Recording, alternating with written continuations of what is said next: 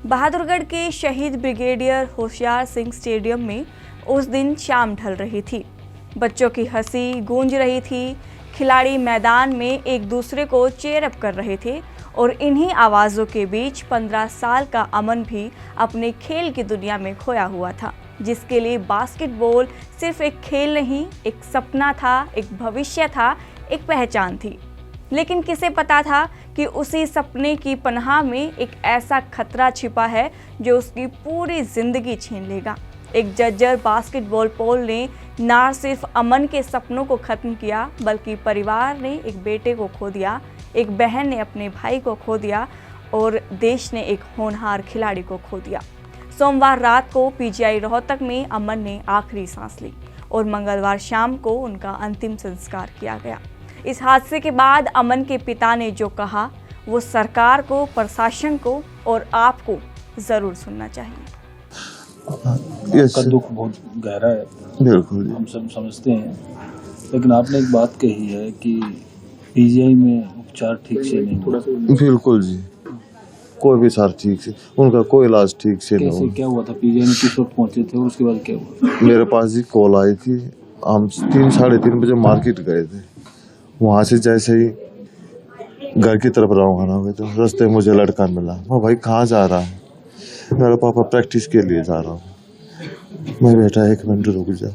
घर पूछ के आया तो इन लोग का पूछा था, इधर इसके बड़े भाई ने भी रोका, माँ ने भी रोका। पीजीआई में जब आप गए तब उस वक्त क्या कंडीशन थी? वो तड़प रहा था सर। पीजीआई में किस टाइम पहुंचे और उसके बाद? 5-5:15 बजे के आसपास हम पहुंच गए थे पीजीआई। उसके बाद पर्ची बनाई उन्होंने और अल्ट्रासाउंड लिख दिया डायरेक्ट। अल्ट्रासाउंड के रूम के बाहर हम कम से कम पौना घंटा बैठे रहे। वहाँ कोई था ही नहीं, उस रूम में कोई भी अवेलेबल नहीं था। मैं चल भाई यहाँ साइड में लगा दे, वहाँ पहले भी लाइन लगी पड़ी थी। और भतीजा उसको लेने गया, उस डॉक्टर को बुलाने गया। अल्ट्रासाउंड जो बैठते हैं, एक लेडीज थी और एक जेंट्स बैठा, उन दोनों को बुलाने गया। वो आ तो गए पर आए पौना घंटे के बाद थे।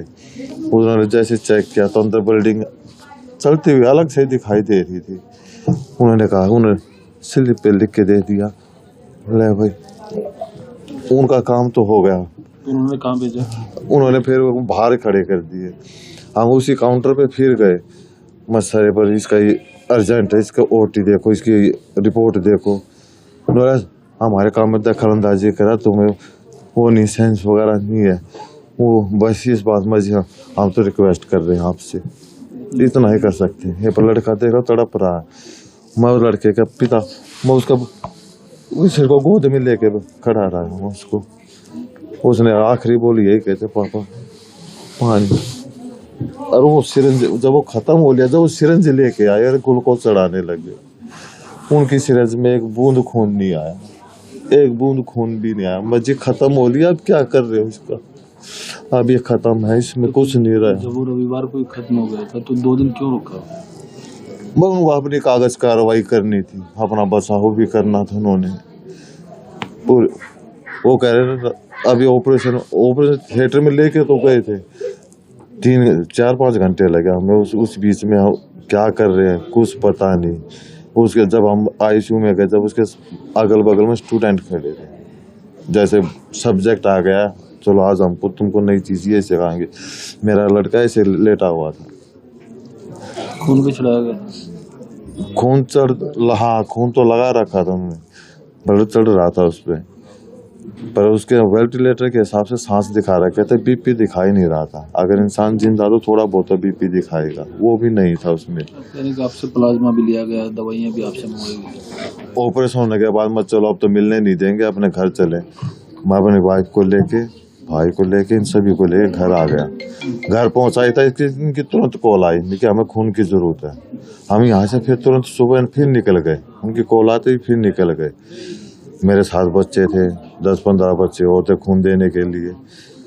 उन्हें पूरी रात घूम फिर के इधर उधर से उन्होंने प्लाज्मा की यानी 12 यूनिट इकट्ठी कर दी थी।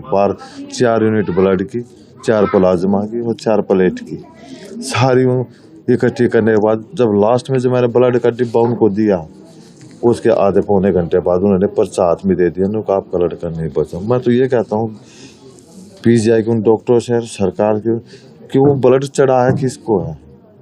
जो हमने इकट्ठा किया रात भर दौड़ दौड़ के, वो चढ़ा किसको है? सुरेश जी, कल मुख्यमंत्री ने 5 लाख रुपए देने की घोषणा की थी। क्या करूंगा 5 लाख का? जब किस पे लगाऊंगा? क्या होगा 5 लाख का? वो जिंदा होता तो पता नहीं कितने होते। क्या सरकार से अभी भी कोई आया आपके पास? सरकार से बस इतना ही कहना चाहूंगा, बस ये ऐसी घटना दोबारा फिर किसी के साथ ना घटे, इन पे कार्रवाई हो, एक पीजीआई डॉक्टर पे और इस खेल इस प्रशासन पे। मैं तो इनकी कार्रवाई चाहता हूँ, बस मैं इतना ही चाहता हूँ बस सरकार से। कोई प्रशासनिक अधिकारी मिलने आया, कोई मंत्री? अभी कोई नहीं आया, कोई नहीं आया यहाँ पे। सरकार से कोई नहीं आया। हमारे यहाँ के एमएलए साहब आए थे, राजेश जून है और पूर्व राजेंद्र जून है, ये 2 ही आए बस, और कोई नहीं आया।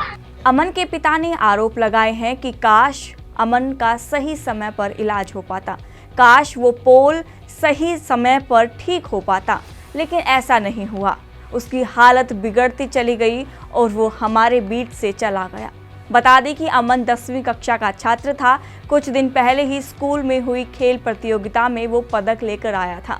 अमन अपने परिवार का सबसे छोटा सदस्य था और 2 बहनों का इकलौता भाई था। आपका इस वीडियो पर, इस मामले पर क्या कहना है, कमेंट करके ज़रूर बताइएगा। मेरा नाम है आरती, देखते रहिए पंजाब केसरी।